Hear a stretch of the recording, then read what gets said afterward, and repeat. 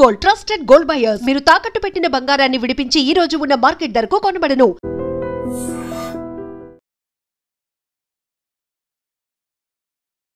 MLC కవిత అడుగులు ఎటువైపు ఆమె ఒక లెటర్ రాసింది, వాళ్ళ నాయనకే రాసింది కదా, లీక్ అయింది, కొత్త పార్టీ పెడుతుంది అని అంటున్నారు. ఎంపీ రఘునందన్ అయితే ఒక డేట్ కూడా ఫిక్స్ చేసిర్రు, జూన్ 2వ తారీఖున ఆమె కొత్త పార్టీ పెట్టబోతుంది అని. కేసీఆర్ని కొంచెం బెదిరించినట్టు క్వశ్చన్ చేసినట్టు అనిపించిందా sir?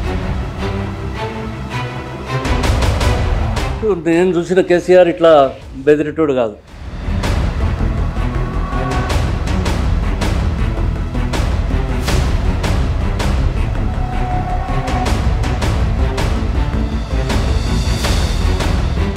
Kavitha background KCR, daughter of KCR కదా. KCR background Telangana, minus Telangana. What is KCR? Telangana లేకుండా కేసీఆర్ అంటాడు ఎక్కడంటాడు?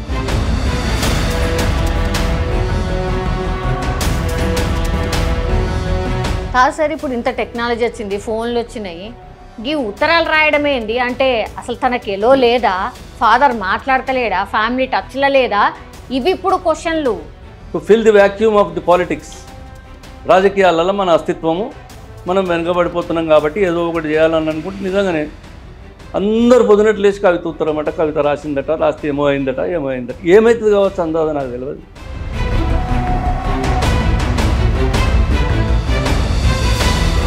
పత్రికల వార్తల కొరకు లేకపోతే జనంలో ఏమి లేదు కాబట్టి ఇది ఒక వ్యాక్యూమ్ ఫిలప్ చేద్దామని ఒక ఇష్యూని క్రియేట్ చేసుకోకపోతే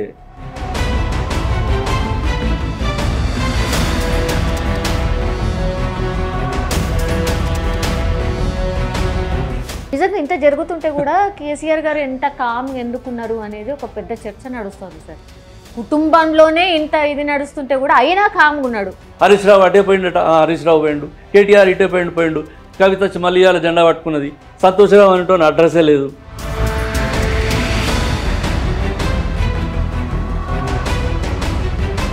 అంత అమాయకుడు ఏం కాదు. ఒకవేళ అతనికి వ్యతిరేకంగా నిజంగా జరిగినా దాని వెనుక ఏమవుతుంది, దాంతో ఏమవుతుంది అనేది ఆయనకు తెలుసు. వాళ్ళు అనుకోని చేసిన డ్రామానే కాబట్టి అది కూడా తెలుసు.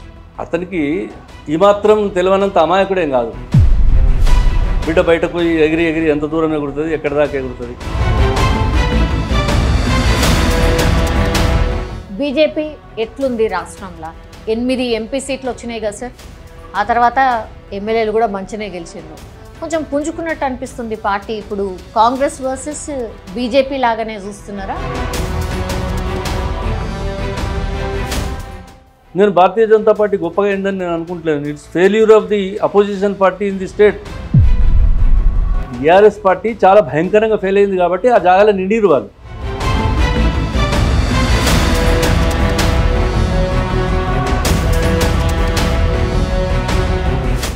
నమస్తే, వెల్కమ్ టు వైడ్ రింగ్. ప్రస్తుతం మనకు తెలుసు రాజకీయాల్లో అన్ని పార్టీస్ కూడా డిఫరెంట్ ఇష్యూస్ బేస్డ్గా నడుస్తున్నటువంటి పరిస్థితి. కానీ ప్రస్తుతం ఇప్పుడు హాట్ టాపిక్ ఏది ఉంది అంటే ఎమ్మెల్సీ కవిత వాళ్ళ పార్టీ అధినాయకుడికే లెటర్ రాయడం. ఇది అతిపెద్ద చర్చ. ఆ తర్వాత మిగతా పార్టీస్ కూడా రియాక్ట్ అవుతుంది. లేదు కవిత మీ పార్టీలో జాయిన్ అవుతుందంటే మా పార్టీలో జాయిన్ అవుతుందని, కొత్త పార్టీ పెడుతుందని, ఇట్లా రకరకాల చర్చలు నడుస్తున్నాయి. ఇవన్నీ కూడా ఇప్పుడు ప్రభుత్వం ఏవైతే సంక్షేమ పథకాలు అనౌన్స్ చేసిందో వాటన్నిటిని కూడా డైవర్ట్ చేయడానికి ఈ ఎపిసోడ్ నడుస్తుంది అని ఒకవైపు. సో ఇవన్నీ ఇష్యూస్ ఉన్నాయి, ఒక్కసారి మాట్లాడదాం. Actually sir senior most leader, ఎప్పటి నుంచో మనం చూస్తున్నాం.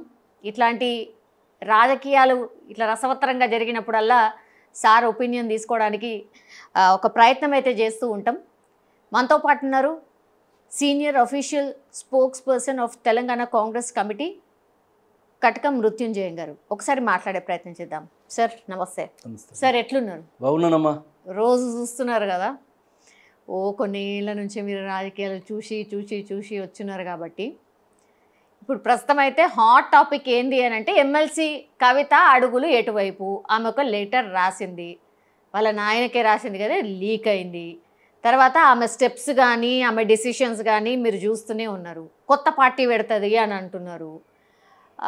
ఎంపీ రఘునందన్ అయితే ఒక డేట్ కూడా ఫిక్స్ చేసిర్రు, జూన్ 2వ తారీఖున ఆమె కొత్త పార్టీ పెట్టబోతుంది అని. ఎందుకంటే తెలంగాణ ఆవిర్భావ దినోత్సవం కాబట్టి ఇంకో 10-12 రోజులు ఉంది అంతే. సార్ మీకేమనిపిస్తుంది అంటే as a senior most leader ఈ లెటర్ రాయడము కేసీఆర్ని కొంచెం బెదిరించినట్టు క్వశ్చన్ చేసినట్టు అనిపించిందా సార్? బికాస్ మీరు కేసీఆర్ గారితో చాలా దగ్గరగా ఉన్నారు కాబట్టి అడుగుతున్నా సార్. ఇప్పుడు నేను చూసిన కేసీఆర్ ఇట్లా బెదిరేటోడు కాదు. కాకపోతే రాజకీయంగా అనేకమైనటువంటి ఇబ్బందులు ఎదుర్కొన్నా కూడా ఆయన చిన్నప్పటి నుంచి రాజకీయాలలో ఉన్నా ఇంకేం చేసినా వేరే వేరే కార్యక్రమాలు చేసినా కూడా ఇప్పుడు 10 years అయితే అధికారంలో చూసినాం ఆయనను. చాలామంది చాలా తీర్ల ఆయనకు ఎంత అధికారం ఉన్నదో అంత థ్రెట్ కూడా ఉండే అధికారంలో. ఈ మధ్యన మనం ఏమైపోతున్నదంటే ఇప్పుడు మీరు అడుగుతూ ఉన్నారు, ఇప్పుడు లేటెస్ట్ పాలిటిక్స్లో ట్రెండ్ అంతా కూడా కవిత గురించి నడుస్తూ ఉంది. పాపం నేను చాలా చిన్న పిల్లలు వాళ్ళంతా చిన్న పిల్లలుగానే చూసినాం. కాకపోతే రాజకీయాలలో ఇప్పుడు ఎమ్మెల్సీలు ఎంపీలు అయినాము అది అని చెప్పి ఇప్పుడు సంతోష్ ఉన్నాడు ఎంపీ అయిపోయాడు, లేకపోతే ఈమె ఎమ్మెల్సీ అయింది, ఇంకో ఆయన ఏమయ్యాడు. ఇదంతా దీనికి కారణం ఏంది అనేది, దీని బ్యాక్గ్రౌండ్ ఏంది అనేది ఒకసారి ఆలోచన చేస్తే దీనికి అన్నిటికీ సమాధానాలు దొరుకుతాయి. కవిత బ్యాక్గ్రౌండ్ కేసీఆర్, డాటర్ ఆఫ్ కేసీఆరే కదా. KCR background Telangana, minus Telangana what is KCR? Telangana లేకుండా కేసీఆర్ అనేటోడు ఎక్కడ ఉంటాడు? ఇవాళ కూడా తెలంగాణ అనే పదం వల్ల లేకపోతే కేసీఆర్తో నీ రాష్ట్ర ప్రజలకి ఏం పని? మరి కేసీఆర్కే పని లేకపోతే కేసీఆర్ బిడ్డ కూడా వచ్చి నేనేందో చేస్తానంటే అది ఏమవుతుంది?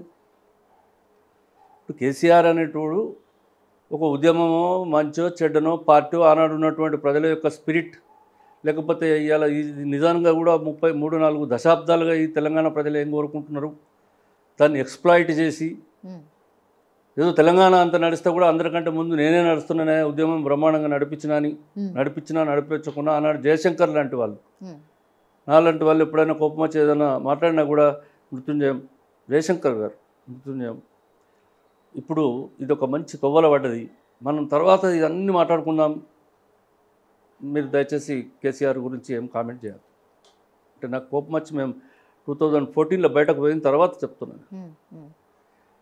సో అది ఒక ఎలక్షన్ చూసినాం మనం, ఈ రాష్ట్ర ప్రజలు చూసిన ఒక ఎలక్షన్లో అది ఆనాడు ఉన్నటువంటి ఒక ఉద్యమ స్ఫూర్తియో వేగమో మంచో చెడ్డనో, ఆనాడు పైసలున్నాయా పైసలు లేవా, ఎవరు ఏంది, ఎవరు నిలబడ్డాడు, ఎమ్మెల్యే క్యాండిడేట్ ఎవరు నిలబడితే వాళ్ళకు ఓట్లేసిండ్రు, తెలంగాణ తెలంగాణ తెలంగాణ.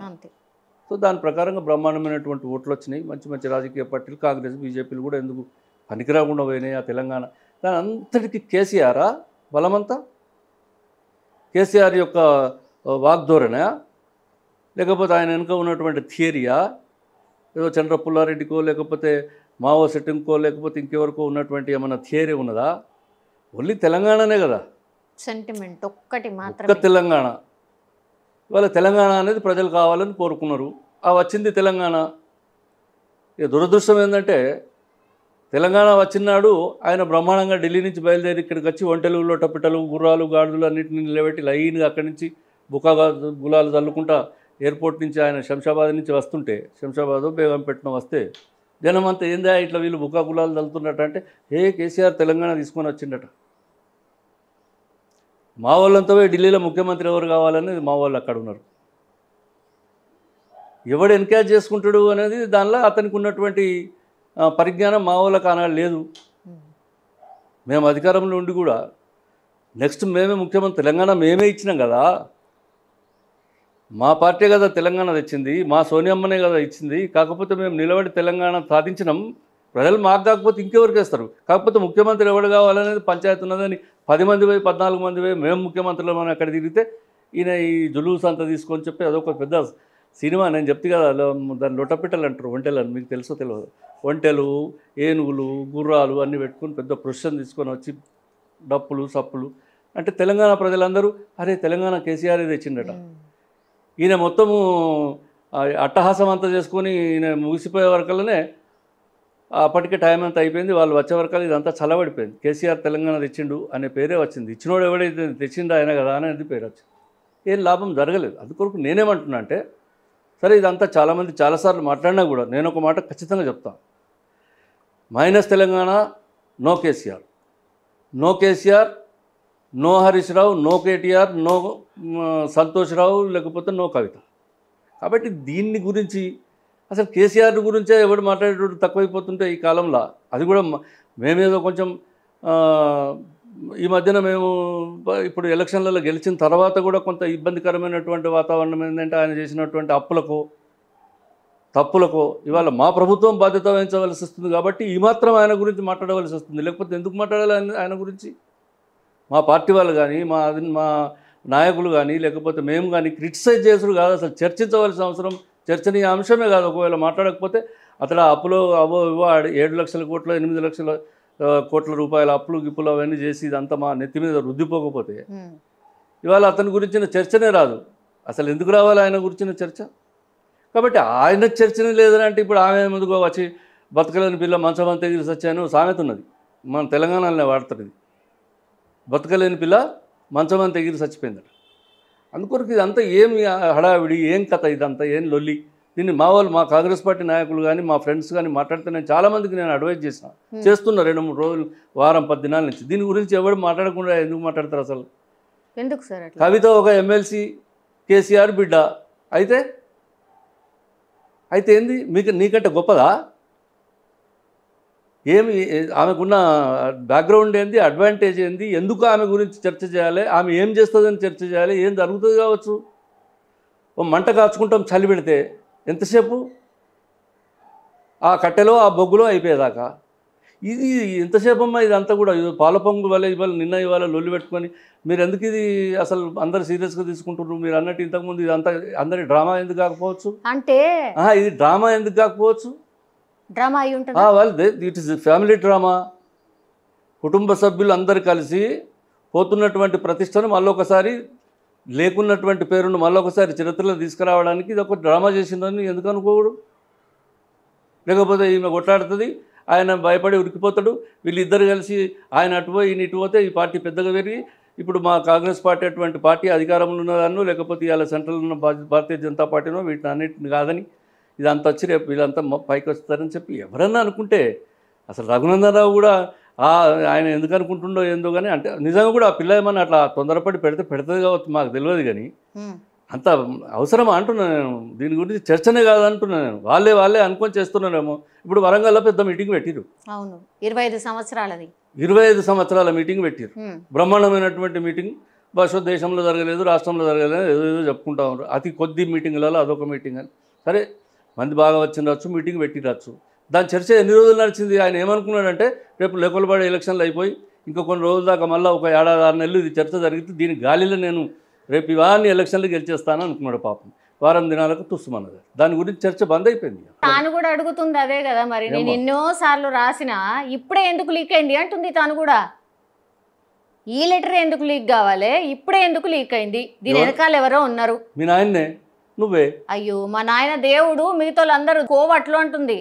ఇప్పుడు నేను అంటే లాజిక్ అందుకే నేను ఎందుకు ఆలోచన చేయమన్నా అంటే, పత్రికల వార్తల కొరకో లేకపోతే జనంలో ఏమి లేదు కాబట్టి ఇది ఒక వ్యాక్యూమ్ ఫిలప్ చేద్దామని ఒక ఇష్యూని క్రియేట్ చేసుకోకపోతే ఎట్లయితుందని నేను ఇంతకుముందు లాజిక్ కూడా అందుకే చెప్పినా కదా. నువ్వు ఎవరికో రాస్తే ఏదో కలెక్టర్కు దరఖాస్తు ఇచ్చినా లేకపోతే ముఖ్యమంత్రి పేషీలా కాగితం ఇచ్చొచ్చినా అది ఎవడో పిఏ లీక్ చేసిండు, అట్లా కాదు కదా. ఇప్పుడు పండిట్ జవహర్లాల్ నెహ్రూ గారికి ఆమె కూతురు ఇందిరాగాంధీ అనేకమైన 100 ఉత్తరాలు రాసింది జైల్లో ఉన్నప్పుడు. అవన్నీ పబ్లిష్ అయినాయి. ఇవాళ బుక్స్ ఉన్నాయి, letters to Nehru by Indira Priyadarshan అని. ఈ లెటర్లన్నీ ఎవరు ఇచ్చారు? నెహ్రూ ఇచ్చిండు అందరికీ. ఇవి నా బిడ్డ ఇవన్నీ ఉత్తరాలు రాసిందని. ఇప్పుడు దీంట్లో నేనైతే చాలా ఖచ్చితంగా చెప్తున్నా, పెద్ద డ్రామా కంపెనీ ఇది.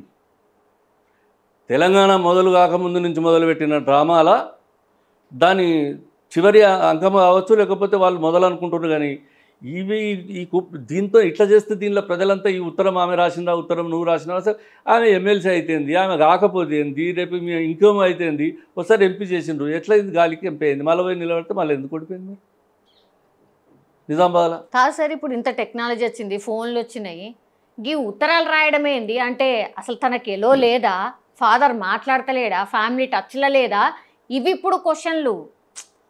ఎందుకు డైరెక్ట్ ఫోన్లో మాట్లాడాల్సింది ఈ ఉత్తరాలు రాసుడేంది? ఇంత టెక్నాలజీ పెరిగిన తర్వాత, ఫోన్లు అందుబాటులో ఉన్న తర్వాత ఈ ఉత్తరాలు రాసుడేంది, అది లీక్ అవుడేంది అనేది కదా చర్చ ఇప్పుడు. ఇదే పెద్ద డ్రామా అని చెప్తున్నా కదా. ఇప్పుడు మీ ప్రశ్నలనే ఆన్సర్ ఉన్నది. ఇదంతా ఏంది అని అంటే గిందుకే మరి to fill the vacuum of the politics. రాజకీయాలలో మన అస్తిత్వము, మనం వెనుకబడిపోతున్నాం కాబట్టి ఏదో ఒకటి చేయాలని అనుకుంటే నిజంగానే అందరు పొద్దునట్లు లేచి కవిత ఉత్తరమట, కవిత రాసిందట, రాస్తే ఏమో అయిందట. ఏమవుతుంది కావచ్చు అందాదా నాకు తెలియదు. ఏమవుతుంది, ఏం జరుగుతుంది కావచ్చు అసలు నేను అడుగుతున్నాయి కావచ్చు. అంటే తను సస్పెండ్ కావాలా? నన్ను ఇట్లా సస్పెండ్ చేసిర్రు, నేను పార్టీలో జరుగుతున్నాయి ఏంది అని క్వశ్చన్ చేస్తే నన్ను సస్పెండ్ చేసిర్రు, ఆడబిడ్డనే సస్పెండ్ చేసిర్రు, నేను పార్టీ కోసం ఎంత చేసినా అయినా సస్పెండ్ చేసిండ్రు, కాబట్టి నా వల్ల అయితే లేదు, సామాజిక తెలంగాణ ఇంకా ఏర్పడలేదు కాబట్టి నేను ఇప్పుడు కొత్త పార్టీ పెడుతున్నా, సామాజిక తెలంగాణ నేను తెస్తా అని కొత్త పార్టీ పెట్టబోతుంది అనేది చర్చ సార్. నిజంగా కూడా ఇది హాస్యాస్పదంగా అనిపిస్తలేదా? జోక్ కాదా ఇది? అసలు నేనే తెలంగాణ తెచ్చిన అనేటోడు ఒక ఎలక్షన్లో గెలిచి, రెండో ఎలక్షన్లలో అబద్ధాలు ఆడి, మూడో ఎలక్షన్లో చతికిలబడి ఏం చేయాలనో పాలుపోని పరిస్థితులలో వాళ్ళ బిడ్డనట బయటకు వచ్చి ఆమె నేను పార్టీ పెట్టి మా నాయన చేయలేదు, మా బావ చేయలేదు, మా అన్నగాడు చేయలేదు అని చెప్పి నేను ఇప్పుడు అంతా ఏదో చేస్తానంటే మొత్తం తెలంగాణ ప్రజలంతా ఈమె వెనక ఉరుకుతారా? ఏమో సార్ మీరు చెప్పాలి. ఎట్లా సాధ్యమవుతుందమ్మా? నేను ఒక బాగా ఎక్స్పీరియన్స్తో ఒక మాట చెప్తాను. సరే, దీనికి దానికి అన్వయం ఉన్నదా లేదా నాకు తెలియదు. సంజయ్ గాంధీ చనిపోయిన తర్వాత ఇందిరాగాంధీ గారు కూడా, మేము అప్పుడు యూత్ కాంగ్రెస్లో చాలా యాక్టివ్ ఉన్నాం. యూత్ కాంగ్రెస్. సంజయ్ గాంధీ యాక్సిడెంట్లో చనిపోయాడు. ఆయన ప్రధానమంత్రి కొడుకు, ఆయన భార్య మేనకా గాంధీ. ఏం జరిగింది అవన్నీ అంత డీటెయిల్ వద్దు కానీ, ఓ రాత్రి ఆమెను మెడలు బట్టి బయటకు నూకేసిండ్రు ఇంట్లో నుంచి ప్రైమ్ మినిస్టర్ అని చెప్పి ఇందిరాగాంధీ అని ఒక ప్రచారం వచ్చేసింది.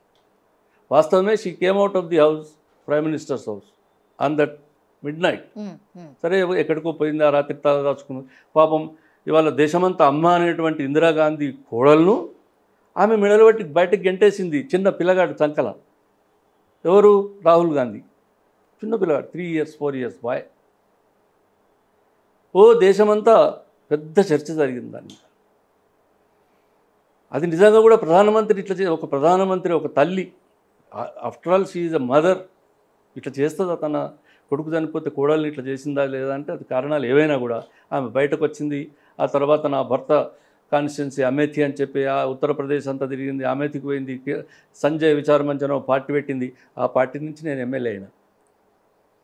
ఆమెను దొలకొచ్చి హైదరాబాద్ టు కామారెడ్డి టు మా నేటివ్ ప్లేస్ గంభీరావుపేట, అక్కడి నుంచి వేములవాడ రాజరాజేశ్వర స్వామి గుళ్ళకి తీసుకుపోయి ఆమె ఏమతమో ఏందో తెలియదు, అక్కడ బ్రాహ్మణులతో మంచి ఆశీర్వాదం ఇప్పించిన. అక్కడి నుంచి కరీంనగర్ నుంచి పెద్దపల్లి నుంచి సిద్దిపేట హైదరాబాద్ నేను ఉండి మొత్తం తిరిగినాం. అంటే నేను ఒక్కనే కాదు, నాతో పూర్ణ ప్రకాశ్రావు, XYZ ఎంతో మొత్తం మంది ఉంటారు. So I was instrument on those days. ఈ మీటింగులు అన్నీ ఏర్పాటు చేయడానికి మొట్టమొదటి నేనే కారణం. ప్రకాశ్రావు అనే ఆయన ఒక పెద్దపల్లిలో ఏర్పాటు చేసిండు. ఆ తర్వాత ఇవన్నీ నేను చేసినాను. నాకు యాదున్నది, నేను ఆఖరి మీటింగ్లో పైసలు లేకపోతే టేప్ రికార్డర్ అమ్మేసిన 4,000 సిద్దిపేటలో. పైసలు ఏమో తాళ్ళు కట్టినాయి, అవి కట్టినాయి, ఇవి కట్టినాయి కావాలంటే ఒక టేప్ రికార్డర్ అమ్మితే 4,000 వచ్చినాయి. వాళ్ళకి ఇచ్చిన, నమస్తే పెట్టిపోయాను. రాంగా ఆమెతో వస్తున్నా కార్లో సిద్దిపేట నుంచి. అడిగింది, Mrutyunjay how much you spent on this అని అడిగింది. I don't have any account madam. నాతో ఒక 5-6 కార్లు, ఆమె VIP, మరి కాన్వాయ్ ఉండాలి, నా కాన్వాయ్ కాబట్టి ఒక 4-5 కార్లను పెట్టిన మొత్తాన్ని కిరాయి పెట్టి తోలుకొస్తున్నాం. మా వెనక మంది అది అక్బర్ ఇన్కే 10,000 దో కార్ల ప్రజ్ఞాపూర్ అవతల ఇన్కే 10,000 దో. 10,000 ఇస్తే ఎంత సంతోషపడ్డాను. ఈ కార్లన్నిటి కిరాయిలు ఇచ్చి వాపసు పంపించచ్చు. I was so happy. Is it the incident bigger than that? Is it the event bigger than that? ఆ సంఘటన కంటే గొప్పదా? ఆమె భర్త యాక్సిడెంట్లో, హెలికాప్టర్ యాక్సిడెంట్లో చనిపోయాడు. ఇందిరాగాంధీ ప్రధానమంత్రి సిట్టింగ్, ప్రపంచ దేశాలలో పేరెన్నికగన్న మనిషిగా రాత్రి ఇంట్లో నుంచి వెళ్ళగొట్టిన చంటి పిల్లని ఎత్తుకొని బట్టలు సంకలో పెట్టుకొని పాపం ఆమె బయటకు వచ్చి ఓ అని ఏడ్చి అమెథీకి పోయి యూపీ అంతా తిరిగి ఆ తర్వాత దేశం. జస్ట్ మేము ఇక్కడికి వచ్చినాం. నాకు యాదున్నది. మేము తిరుగుతుంటే ఎలక్షన్లు డిక్లేర్ అయినాయి. ఎలక్షన్లు డిక్లేర్ అయితే అడిగింది క్యా వాట్ ఈస్ ది పార్టీ, ఆమెకు తెలుగు రాదు, హిందీ బాగా వస్తుంది. ఎన్టీఆర్ క్యా భాష జాంతా హై, ఎన్టీఆర్ పార్టీ బాగా నడుస్తుంది, ఓకే, ఎన్టీఆర్ క్యా భాష జాంతా హై అని అడిగింది. He knows only Telugu or English అని చెప్పారు. Shall we talk to him, మాట్లాడదాం ఆయనతో అని అన్నది ఎలక్షన్ల గురించి. ఎస్ మేడం, వెంటనే ఉపేందర్ చెప్పినాం మేము, ఇందిరాగాంధీ కోడలు వస్తుందట అంటే మేము ఎక్స్పెక్ట్ చేయలే. గేట్ లోపల ఆయన వచ్చి బయట నిలబడ్డాడు, కారు వచ్చి లోపలికి రాగానే తలుపు తీశాడు. ఎన్టీఆర్ దిగినాం కారు నుంచి. ఇందిరాగాంధీ అంటే ఆనాడు ఎటువంటి పరిస్థితి, ఇందిరాగాంధీ కోడలు వచ్చిందట అంటే ఆమె ఎందుకు వచ్చింది, ఎట్లా వచ్చినా కూడా ఇంటికి వచ్చింది, లోపలికి పోయినాం. అనుకోకుండా మాకు కొన్ని సీట్లు ఇవ్వాలి, మేము కంటెస్ట్ చేస్తాం చెప్పినాం, కొన్ని సీట్లు ఇచ్చింది. ఆయన ఇచ్చిండు ఎన్టీ రామారావు. ఇప్పుడు తెలంగాణలో ఆయనకి ఏం లేకుండా పాపం మాకు 14-18 బీఫామ్లు ఇచ్చేస్తే నిలబెట్టేందుకు ఎవ్వరు దొరకలే. ఇవి తీసుకొని నేను నా ఫ్రెండ్స్ అందరి దగ్గరికి తిరిగిన, ఇది నువ్వు నిలబడని. పిచ్చోనువా, మేనకా గాంధీ అట పార్టీ అట, ఇక మాకు పర్లేదా అన్నారు. సరే నేనైతే నిలబడి, మాది పోయేది ఏం లేదు, అంగీలాగులు చెప్పులు తప్ప మా దగ్గర ఏ కానా లేదు. నిజంగా చెప్తాను. 83లో ఎమ్మెల్యే కంటెస్ట్ చేసిన, 23,000 మెజారిటీతో గెలిచిన. ఎన్టీ రామారావు వచ్చిండు ప్రచారానికి, సగం మాట్లాడితే మైక్ పోయింది. ఈ కుర్రాలను పెట్టుకుంటే ఇలాగే ఉంటుంది అన్నాడు ఆయన. నన్ను పాపం అంటే చెప్పింది నేను, ఆమె పేరు మీద మేము ఒక 4 ఎమ్మెల్యేలు. ఆ తర్వాత ఆమె అప్పుడప్పుడు 3 సార్లు 4 సార్లు ఎంపీ అయింది, కేంద్రంలో కొన్నిసార్లు మంత్రి అయింది. అంతే తప్పగా she was not percolated her politics in country or even state or ఏదో ఒక కాన్స్టిట్యున్సీని పట్టుకు పెళ్లి విత్ సంథింగ్ అక్కడ కొంచెం 3-4 సార్లు ఎంపీ అయిపోయింది. ఆమె కొడుకు ఇప్పుడు ఆయన పేరేమి గాంధీ, ఆయన కొడుకు ఒకసారి ఏదో ఎంపీ అయ్యిండు, మళ్ళీ ఆయన కూడా ఏమవుతలేడు, కథం అయిపోయింది. కాబట్టి నేనేం చెప్తున్నా అంటే ఇప్పుడు మన మన మన బ్యాక్గ్రౌండ్ ఎంత, మనం ఏందని చెప్పి మన కొరకు ఇవాళ జనం రావాలి. అయితే త్యాగం, లేకపోతే ఇవాళ రేపు వారసత్వం, వంశం, లేకపోతే కులం, లేకపోతే బోలెడు పైసలు. ఇప్పుడు ఇవన్నీ ఉన్నోళ్ళు ఇంకా అవతల 100 మంది ఉన్నారు. ఇప్పుడు నేను చెప్పిన 4 బోలెడు డబ్బున్నోళ్ళు, 100,000 కోట్ల రూపాయల డబ్బున్నోళ్ళు. 20% 25% మా కులాలని చెప్పుకునేటోళ్ళు ఉన్నారు ప్రజలు, వాళ్ళ నాయకులు ఉన్నారు. మేము ఫలానా మనమని ఫలానా కొడుకునని చెప్పి 30-40 ఏళ్ళ 50 ఏళ్ళ రాజకీయ వారసులుగా ఉన్నోళ్ళు ఈ రాజకీయాలలో ఇప్పుడు ఉన్నోళ్ళు ఉన్నారు. వీళ్ళందరూ అక్కడ అసలు ఎక్కడ కొనకు మొదటికి ఎక్కడికి అంతలేదు. అందుకే ఇప్పుడు మా రేవంత్ రెడ్డి గారి ఇలా వచ్చిన మా కుందల్కే ఆయా అని అన్నట్టు ఇప్పుడు అందరూ ఎక్కడున్న పరిస్థితి, ఎక్కడున్నా మనం ఇవాళ దానిలో నేను పార్టీ పెడతా, బాగా పైసలు ఎక్కువైపోతే ఇట్లనే అవుతుంది. మరి ఎట్లా పెడతావు పార్టీ నువ్వు పార్టీ పెట్టంగానే ఎవరు రావాలి, ఎందుకు రావాలి? ఏమో బీసీ నినాదం అని తిరుగుతున్నారు. నువ్వెవరమ్మా బీసీ గురించి మాట్లాడడానికి? Who are you? బీసీలను అసలు ఇదొక మళ్ళీ పెద్ద ఫ్రాడ్. బీసీ నినాదం నువ్వెవరు ఎత్తుకోవడానికి? ఆ బీసీలకు తెలివి లేదా, చేత కదా? వాళ్ళ దాని నాయకత్వం లేదా? వాళ్ళ దాంట్లో పెద్ద మనుషులు లేరా? వాళ్ళ దాంట్లో నీకంటే గొప్పగా మాట్లాడే మనుషులు లేరా? Who are you to talk about BCs? What is your background? నువ్వు ఒక అగ్రకులాల దగ్గర నుంచి వచ్చి ఒక దురతనానికి మారుపేరైనటువంటి కేసీఆర్కు పత్రికవై నువ్వు బీసీలకు నేను ప్రాతినిధ్యం వహిస్తా అంటే ఇది ఎట్లా సాధ్యమవుతుంది? ఇది అసలు ఏమన్నా ఏదైనా ఎవరన్నా వస్తాడని వెనుక బీసీ ఎందుకు వస్తాడు వాళ్ళు? అసలు బాగాసేపు నేను ఆమె గురించి మాట్లాడడం మంచిది కాదు. ఎందుకంటే పాపం నా బిడ్డ కంటే చిన్నది, లేదా నా బిడ్డ అంత కావచ్చు. నేను ఆ పిల్లల గురించి ఎన్నడూ మాట్లాడడానికి ట్రై చేయను. నేను ఈవెన్ కేటీఆర్ గురించి కూడా మాట్లాడాను. ఎందుకంటే పాపం నేను ఏమి లేనినాడు చిన్నగా లండన్ నుంచి వచ్చింటే అంకుల్ బాగున్నారంటే నమస్తే హౌ ఆర్ యూ అంటే హౌ ఆర్ యూ అంతే తప్ప. కానీ వాళ్ళు ఒకసారి ఇట్లా పెరిగిపోతే ఇప్పటికి కూడా వాళ్ళది మా నేటివ్ కాన్స్టిట్యున్సీ కేటీఆర్ది. ఆయన వాళ్ళు చెప్తుండేది కేటీఆర్కు ఆయనకి ఇద్దరికి పంచాయతీ అట్టన్నీ ఇవాళ మళ్ళీ పొద్దునట్లు వేసి వాళ్ళు ఇద్దరు పోయినట్టు ఇద్దరు దొరలు ఎవరు దామోదరావును ఇంకెవరో హూ ఇస్ దామోదరావు, వాళ్ళందరూ అందరు దామోదరావు ఎక్కడైనా ఇంకత ఇవాళ ఒక చార్టెడ్ అకౌంటెంట్ లెక్కలు రాష్ట్ర ఆయన ఇవాళ రాజ్యసభ సభ్యుడు ఉన్నాడు. ఇంకో ఆయన మందులు గోళీలు ఇచ్చారు, ఆయన మీకు ఎమ్మెల్సీగా ఉన్నాడు, ఆయన మొన్న సంతోష్ అనేట ఆయన రాజ్యసభ సభ్యుడు అయినాడు. వీళ్ళందరినీ మీరు అవకాశం ఉన్న వాళ్ళని రిక్రూట్ చేసుకొని నువ్వు బయటకు వచ్చి నేను బీసీల నాయకురాలని అంటే ఎట్లయితావమ్మా? నాకు అర్థం కాదు. మీకు చేతుల్లో ఎవరికి ఏం చేయకపోతే నువ్వెందుకు నిలబడ్డావు? నిజామాబాద్లో పోయి తెలంగాణ ఎడ్యుకేషన్లో మొన్న ఫస్ట్ ఎలక్షన్లలో పోయి why out contest, who are you there అంటే అంటే నేను నిజామాబాద్ కోడల్ని. అరే ఏంది ఇదంతా? కాబట్టి నేను ఏమంటున్నానంటే చేసుకోండి మీరు, మాకు అభ్యంతరం లేదు, కానీ ఇవన్నీ ఏం కావమ్మా ఇవి? ఇటువంటి అనేకం చూసినాం. ఒక కాలం వస్తే ఇందిరాగాంధీని పక్కకు పెట్టింది ఈ దేశ ప్రజలు. ఇండియా అన్న ఇందిరాగాంధీని పక్కకు పెడితే 50 పార్టీలు కలిసి జనతా పార్టీ అని ఇంకోటని 90 కలిసి ఆనాడు ఆమెను పక్కకు పెట్టి పెద్ద ఎమర్జెన్సీ చేసిందా ఇదని చెప్పి పెట్టిండ్రు. అటువంటిది ఏమి లేకుండా ఉత్తానే అంటే ఈ రాష్ట్ర ప్రజలు ఇంత పిచ్చోళ్ళ, ఈ దేశ ప్రజలు ఇంత వెదవలా అంటే ఉత్తానే మేము వచ్చి మన ఆయన మొన్నటిదాకా చేసిండు, నేను ఆమెకు ఉత్తరం రాసిన, నేను తిట్టి బయటకు వస్తున్నా అనుకుంటే నేను కూడా జెండా పట్టుకొని వస్తాను. పార్టీ పెట్టరు, మన్ను పెట్టరు, పార్టీ పెడితే అయ్యేది లేదు, చచ్చేది లేదు, ఏం కాదు. పార్టీ పెడితే ఏమవుతుంది దాని కాదు. కొన్ని పైసలు మంచిగా ఏమన్నా ఉన్నట్టయితే ప్రజలకు లాభం అవుతుంది, ఖర్చు పెడతారు, ఆ పైసలు ప్రజలకన్నా ఉపయోగపడతాయి. కొంతమంది ఎలక్షన్ నిలబడితే ప్రజలకు లాభం. ఇప్పుడు ఆమె కూడా పార్టీ పెడితే ప్రజలకు లాభం. You have to pay and get the people, otherwise why the people will come for you, I'm asking. నేను ఇవాళ అథెంటిక్గా చాలా సీరియస్గా చెప్తా ఉన్నాను. ఏం కాదమ్మా దీంతో ఈ రాజకీయాలలో అసలు వీళ్ళు ఉత్తగా అనవసరంగా మళ్ళీ మనం లైమ్ లైట్ ఉండడానికి ఏం చేద్దామని అంటే నువ్వు అంతా పీకిలాడినట్టు చేసుకుందాం, ఏదో తోలు బొమ్మలాట. మీరు అందరు కలిస్తేనే ఏమైతే లేదురా అంటున్నట్టే ఇటుపోయి వాడు అటుపోయాట ఏమో చేస్తారు. ఎట్లా చేస్తారు? హరీష్ రావు అటే పోయిండట, హరీష్ రావు పోయిండు, కేటీఆర్ ఇటే పోయిండు, కవిత వచ్చి మళ్ళీ ఇవాళ జెండా పట్టుకున్నది, సంతోషరావు అనేటో అడ్రస్సే లేదు. మీరు అందరు కలిసి కట్టకట్టు ఉంటేనే ఏమైతే లేదు మీతోని. ఈ 1.5 year 2 yearsలో మీరు చేసింది లేదు, పోయింది లేదు. ఆయన ఇంట్లో నుంచి యువతలకి వెళ్ళాడు, మీరు లోపలికి పోకుండా ఏంటంటున్నారు. ఎట్లయితుంది మీకు? ఏమవుతుంది మీతోని?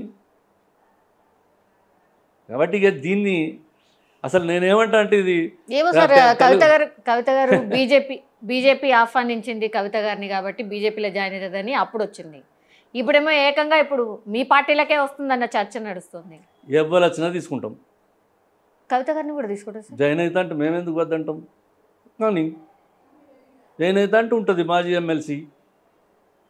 ఇప్పుడు రేపు హరీష్ రావు వస్తా అంటాడు అనుకో, ఇంకోటి వస్తా అంటాడు, పోయి మా రాహుల్ గాంధీ గారిని కలిసి మా కాంగ్రెస్ సిద్ధాంతాలకు అనుగుణంగా పనిచేస్తాం, ఇప్పటిదాకా మా తప్పు మేము చేసింది తప్పు, కేసీఆర్ అనుకోబోయి అని చెప్పి అన్నాం అనుకో, తీసుకుంటారు కావచ్చు మా వాళ్ళు. మాదేం పోయింది? మా నాయన పోయి కూడా బుద్ధి తక్కువ అయిపోయింది, మా నాయన బుద్ధి తక్కువ వాడు, మాది పొరపాటు జరిగింది, మేము ఇవాళ కాంగ్రెస్ పార్టీ నాయకత్వంలో రాహుల్ గాంధీ నాయకత్వంలో పనిచేస్తాం, రేవంత్ రెడ్డి గారు వెనుక నిలబడి నడుచుకుంటామంటే రామ్మా, ఎవరు నేను వద్దంటున్నారు? You are not at all an instrument for anything. నువ్వు ఏం చేసినావని చెప్పి ఇదే ల్యాండ్స్, భూములు, పంచాయతీలు, గీమ్ అంత అంగడంగడి ఉన్నది హైదరాబాద్ చుట్టూరుగా. కొన్ని 100,000 ఎకరాల భూములు ఇవాళ కబ్జా చేసింది ఆమె అని పేరున్నది. బట్ అన్నిటి గురించి మాత్రం అనుసరించుకోవాల్సి వస్తుంది. ఒకవేళ మీ పార్టీలో నిజంగా కావాలి మరి, అంతే కదా, అడుగుతారు కదా మరి. ఇవన్నీ ఏంటి దీని పంచాయతీలు? నువ్వు వచ్చిన తెల్లారి నుంచి స్కామ్లు అయితే ఈ స్కాములన్నింటికి నిన్ను తీసుకొని ఆ స్కాములన్నింటికి కాంగ్రెస్ పార్టీ నెత్తి మీద పెట్టుకోవడానికి సిద్ధంగా ఉండదు. కాబట్టి you must be able to answer for all those scams. ఇప్పుడు కేటీఆర్ అనేటోడు మంత్రిగా ఏమేమి చేసిండు అనేది కొన్ని కార్యక్రమాలు సంతకాలు పెట్టావు మన్నో మాశానో. నీకు సంతకం పెట్టే అధికారం అసెంబ్లీ పార్లమెంటు మెంబర్గా తప్ప నీకు ఎక్కడ రాకనే పాయ. పార్లమెంటు మెంబర్గా అటెండెన్స్ రిజిస్టరు, ఎమ్మెల్సీగా అటెండెన్స్ రిజిస్టర్ సంతకం తప్ప నీకు ఎక్కడ సంతకాలు పెట్టి ఏమో చేసే అధికారాలు రాలేదు. కాకపోతే ఇవాళ మీ నాయన పేరు మీద ఇనాగరేషన్లోకి పోతే కూడా బంగారు షాపుల దుకాణాలలో ఇనాగరేషన్, ఇక్కడి నుంచి అక్కడి దాకా పోలీసులు తుర్రు విధులు. ఏంటంటే కవిత షాప్ ఇనాగరేషన్కి వస్తుందట, ఎవరు కవిత అని ఎవరన్నా నా తెలియని అడిగితే అరే ముఖ్యమంత్రి బిడ్డ, సిఐ వచ్చే, ఏసీ పచ్చే, డీసీ పచ్చే, వాడచ్చు వీడచ్చు. బట్టల షాప్ ఇనాగరేషన్, బట్టలు అందరూ చెప్పుకున్నారో కదా, మా బట్టల షాప్కి ఇనాగరేషన్ పోతే ఆమె ఇష్టం వచ్చిన బట్టలు పట్టుకుపోతుంది, జ్యువెలరీ షాప్కి ఇనాగరేషన్ పోతే జ్యువెలరీ పట్టుకుపోతుంది. ఇవన్నీ చాలామంది చెప్పంగా అనేక మంది కథలుగా విన్నాయన. ఇప్పుడు ఈ ప్రజలను ఇంత తక్కువ అంచనా వేస్తే ఎట్లా అని I pity on the part of Kavitha. Bogus నినాదాల పేరు మీద తెలంగాణ అనే ఒక చిన్న తెలంగాణ అనేటువంటి వాదనను అడ్డుపెట్టుకొని మీరు 10 ఏళ్ళు మీ కుటుంబం సంసారం మొత్తం నడిపించింది. ఇవాళ అది పోయిన తర్వాత మళ్ళీ ఇవాళ బయటకు వచ్చి మీరు ఈ ప్రజలను అంత తక్కువ అంచనా వేసి ఇక నీ వేషం అయిపోయింది, ఇక నా వేషం సెకండ్ హాఫ్. సినిమానా డ్రామానా ఏం తమాషనా? ఈ ప్రజలు ఎప్పుడు అట్లా కాదమ్మా. తెలంగాణ ప్రజలు ఎప్పుడు కూడా చాలా ఉద్యమ స్ఫూర్తితో ఉన్నారు. ఏ కాలం నుంచి అన్నాడో సిపిఐ కాలంలో కూడా పనిచేసింది, ఇక్కడ ఉద్యమాలు వాళ్ళ కాలంలో పనిచేసిండ్రు. మరీ ముఖ్యంగా తెలంగాణ అనేది తెలంగాణ నైజాం గవర్నమెంట్లో ఉన్ననాడు కూడా ఇక్కడ తెలంగాణ అనేది ప్రత్యేక వాదన ఉండే. ఆనాటి నుంచి దాదాపు 100 సంవత్సరాల నుంచి కూడా మా రాష్ట్రం మాకు కావాలని కోరుకున్నటువంటి ప్రజలు ఉన్నారు. ఏదో వచ్చింది కాబట్టి కొంత సంతోషపడ్డారు. దాని ఫలితం అనుభవించింది. ఇవాళ అనుభవించింది కదా, అందుకే పక్కకు పెట్టిరు. నువ్వేందని వస్తావని నేను అంటున్నాను. ఏమో అంటే రేవంత్ రెడ్డి గారి కోవట్ కవితని అన్న టైప్లో మాట్లాడినరు కేటీఆర్ గారు అనేది మొన్న ఒక చర్చ సార్. అంతకంటే ముందు కవిత గారు అండ్ రేవంత్ రెడ్డి గారు ఒక కంపెనీలో కలిసి పనిచేసిండ్రు, వాళ్ళు బోర్డు మెంబర్ల లాగా ఉండే. సో పాత పరిచయమే, నిజంగానే కోవట్ అయితే అయ్యుండొచ్చు అనే కూడా చర్చ ఒకటి నడుస్తుంది సార్. అంటే రేవంత్ రెడ్డి గారు కవిత గారు మంచి దోస్తులే, మంచి అండర్స్టాండింగ్ ఉంది, వస్తారేమో మేబీ అనే టాక్ కూడా ఉంది సార్. అంత నీచమైన కుటుంబం అన్నట్టు 10 సంవత్సరాలు ఈ రాష్ట్రంలో ముఖ్యమంత్రి పదవి చేసి ఇవాళ ఊసిపోయిన తర్వాత అపోజిషన్లో ఉన్న రేవంత్ రెడ్డి కూడా కోవర్ట్ అయి పనిచేస్తారు మీరు. ఎంత థర్డ్ క్లాస్ ఆలోచన ఇది. ఒకవేళ అది నిజమైతే మాత్రం ఏం చరిత్ర అది? అదేమన్నా హ్యూమానిటేరియన్ ఏమన్నా మానవత్వం ఉన్నట్టేనా కాదా? అసలు తండ్రి అనే ఒక మాటకు విలువ ఉన్నదా లేదా? రాజకీయాల కొరకేనా ఇదంతా? ఇంత నేనైతే ఐ కాంట్ బిలీవ్ దిస్. ఆ చెప్పేటోనికి చెవుడైతే కూడా వినటోనికి వివేకం ఉండాలన్నమాట. మనం ఎట్లా వింటామమ్మా? ఒకవేళ గట్ల చేస్తే మాత్రం మా రేవంత్ రెడ్డికి నిన్ను కోవట్టు పెట్టుకునేందుకమ్మా? ఇక్కడ మా పార్టీ లేదా, మా అధికారం లేదా, మాకు సైన్యం లేదా, బలం లేదా, మెజారిటీ లేదా, మా గవర్నమెంట్ లేదా, ఇక్కడ మాకేంది? నువ్వు ఏం చేస్తావని కోవట్టయి? ఒకవేళ కోవట్ అయితే కూడా నిన్ను వాడుకుంటే మీరు వాడుకోబడినందుకు మీ కుటుంబం బాధపడాలి. నాకైతే తెలియదు. అయ్యో ఇటువంటి బిడ్డను ఎందుకన్నా నువ్వు ఏడవాలి, నేను చివరికి ఇటువంటి దుస్థితి వచ్చినా కానీ ఆమె ఏడవాలి. Nothing more than that. నిజంగా ఇంత జరుగుతుంటే కూడా కేసీఆర్ గారు ఎంత కామ్గా ఎందుకున్నారు అనేది ఒక పెద్ద చర్చ నడుస్తుంది సార్. కుటుంబంలోనే ఇంత ఇది నడుస్తుంటే కూడా అయినా కామ్గా ఉన్నాడు. సరే, అసెంబ్లీకి రాలేడు, ప్రజా సమస్యల్ని పట్టించుకుంటలేడు, అడపాదడప ఎప్పుడు ఆయనకి ఇష్టం వచ్చినట్టే వస్తాడు, గజ్వేల్ ప్రజల్ని గాలికి వదిలేసిండు, పార్టీని గాలికి వదిలేసిండు, ఇట్లా రకరకాల చర్చ. ఇప్పుడు ఇంత జరుగుతుంటే కూడా ఆయన కామ్గా ఉన్నాడు. ఎట్లా సాధ్యమవుతుంది? ఎంత జరగలేదు, అంత అమాయకుడు ఏం కాదు. ఒకవేళ అతనికి వ్యతిరేకంగా నిజంగా జరిగినా దాని వెనుక ఏమవుతుంది, దాంతో ఏమవుతుంది అనేది ఆయనకు తెలుసు. వాళ్ళు అనుకోని చేసిన డ్రామానే కాబట్టి అది కూడా తెలుసు. అతనికి ఈ మాత్రం తెలియనంత అమాయకుడేం కాదు. బిడ్డ బయటకు పోయి ఎగిరి ఎగిరి ఎంత దూరం ఎగురుతుంది, ఎక్కడి దాకా ఎగురుతుంది, నిజంగానే పోయి ఎగిరితే ఎక్కడ కింద పడుతుంది. కాదు డ్రామానే చేసాను అనుకోని, డ్రామానేనా, ఇంకేం బాధ. కాబట్టి ఇది పెద్ద ఆశ్చర్యకరమైనటువంటి విషయం కాదే కాదా. మనం నిజంగా కూడా మనం ఒక రాజకీయాలు మాట్లాడుకున్నట్టు వాళ్ళం మాట్లాడుతున్నాం తప్ప ఇది ప్రజలల్లో అలా బిడ్డను కూడా అవతలకు ఇట్లా చేస్తుందట అని చెప్పి చాలామంది గ్రామాలలో ఎంత చీప్గా మాట్లాడుతున్నారంటే అంత చిల్లర మాట్లాడుతున్నారు. మీరు అనుకున్నట్టు రాజకీయాలలో ఇవాళ వైట్ కాలర్డ్ పీపుల్ మీరు నాతో ఇంతసేపు మాట్లాడిస్తున్నారు ఆ పిల్ల గురించి. నేనైతే I don't want talk about her. ఏంది ఆమె, ఏంది ఏం కథ, ఆమె ఏంది, ఆమె కథ ఏంది? ఒక కేసీఆర్ బిడ్డ కావచ్చు, అయితే ఇంట్లో లొల్లి పెట్టుకొని అవతలకు పోతే 2 దినాలకు మళ్ళీ ఇంటికి పోవాల్సిన మనిషి అయితే మగన్ దగ్గరకో లేకుంటే తండ్రి దగ్గరకో. I don't expect more than that. అంటే ఆమె మహిళ అని కాదు నేను మాట్లాడేది, రాజకీయ వారసత్వం వెనుక ఉన్నటువంటి మనిషి, దాని తర్వాత ఆమెకు ఉన్నటువంటి ఫోకస్ అంతే. It's limited. ఆమెకంత పర్సనాలిటీ ఉన్నదని నేను అనుకోను. పర్సనాలిటీ లేదు, ఆమెకంత చరిష్మా లేదు. She is nothing at all. ఇప్పుడు మంచి మంచి మనం సినిమా యాక్టర్లను చూసినాం రాజకీయాలలో. అందరు ఎన్టీ రామారావులు అయినరా, అందరు జయలలితలు అయినరా ముఖ్యమంత్రులు. చాలామంది రాజకీయాలకు వచ్చారు. ఎంతమంది అడ్రస్ లేకుండా వేరు. You have more than charismatic than those people. వాళ్ళందరికంటే గొప్ప చరిష్మానా? నేను అడుగుతున్నాను, ఒకవేళ నిజంగానే కవిత అనే ఒక పేరుకే అంత గొప్ప పేరు ఉంటే నువ్వు పార్లమెంట్ ఎలక్షన్లలో ఓడిపోవద్దు కదా. మనం నిజామాబాద్లో మళ్ళీ నువ్వు ఒకసారి గెలిస్తే రెండోసారి నేను ఓడగొట్టి ఇంటికి పోలేను చాలుపో అని. How do you expect something from the people of Telangana? ఏంది నువ్వు? కాబట్టి వద్దమ్మా, ఇక నన్ను ఇది చిన్న చిన్న ప్రశ్న, చిన్న ముచ్చట. అంటే నేనేం కాదు కావచ్చు, but it is two a small thing to talk a politician. చాలా ఒక రాజకీయ నాయకులు చర్చించవలసినటువంటి అంశం అంటే ఒక నిబద్ధత కలిగినటువంటి రాజకీయ నాయకులు మాట్లాడే అంశమే కాదు ఇది. అయితే కానిపోయి ఏమవుతుందండి, ఫరక్ పడుతుంది. టీ కప్లో తుఫాన్ అంటారు చూడు, it is really that, nothing more than that. ఒకవేళ కప్పు బాగా ఒలికి కింద పడితే కేసీఆర్ ఈ అంగి ఇడిచి ఇంకో అంగి తోడుకుంటాడు కావచ్చు. ఏం చూస్తారు, అంతకంటే ఎక్కువ ఏమైతుంది? Makes no difference. I'm sorry to say, ఇంత దురాశ కానీ, దురాశనే అంటాను నేను. ఏం కావాలని ఇప్పుడు ఇదంతా? Ultimate what is the goal? మళ్ళీ తెలంగాణ వస్తుందా? లేకుంటే ఉత్తర తెలంగాణ దక్షిణ తెలంగాణ ఏమైనా చేస్తారా? లేకపోతే హైదరాబాద్ను ఇంకేమైనా చేస్తారా? What is the goal of you to come in to power? అంటే దీని కొరకు ఇంత cheap politics. The people will not support and it will not happen. That's all. Yes sir. ఇప్పుడు ఉన్నటువంటి పరిస్థితుల్లో బీఆర్ఎస్ నిజంగా ప్రతిపక్ష రోల్ ఉంటుందా సార్? నిజంగా ఫైట్ చేస్తుందా అట్లా అధికార పార్టీ మీద? వాళ్ళు తీసే కార్యక్రమాలు కావచ్చు, ప్రజలకు అండగా నిలవడం కావచ్చు, నిజంగా ఉన్నదా అట్లా? 2-3 పాత్రలు సార్. ఒక హరీష్ రావు, ఒక కేటీఆర్. వాళ్ళిద్దరు పాపం వాళ్ళు తగినంత శ్రమ, వాళ్ళకి కావాల్సినంత పరిశ్రమ చేస్తున్నారు. రోజు పొద్దునట్లేసి జనం నోట్లలో పార్టీ ఉండేటందుకు ఎంత పని చేయాలో అంత పని వాళ్ళిద్దరు చేసుకుంటూ వస్తున్నారు. ఆ రెండే. అంటే ఏమైపోయింది దీని ద్వారా? ఏం చెప్తున్నా అంటే, ఒక సామూహికమైనటువంటి దృక్పథం ఉన్నటువంటి, ఒక ఉద్యమ స్ఫూర్తి ఉన్నటువంటి పార్టీ అంత పోయి మనుషుల దగ్గరికి వచ్చింది. ఓకే, ఇద్దరు మాట్లాడితేనే మాట్లాడినట్టు అంతే తప్ప ఇవాళ ఆయనన్న మాట్లాడాలి, ఈయనన్న మాట్లాడాలి. ఆయన ఇంట్లో నుంచి అవతలికి రాడు. అంతకు మించి ఏం కాలేకపోయింది అది పార్టీ. అంటే పాపం వాళ్ళిద్దరూ వాళ్ళకి తోచినంత ఎంత పడితే అంత ఏదంటే అది మాట్లాడుకుంటూ వచ్చారు. దీన్ని ఇవాళ దాకా కాపాడుకుంటూ వస్తున్నారు. వాళ్ళే ఆయనతో ప్రతిపక్షం అని అనిపించుకోవడానికి. ఇక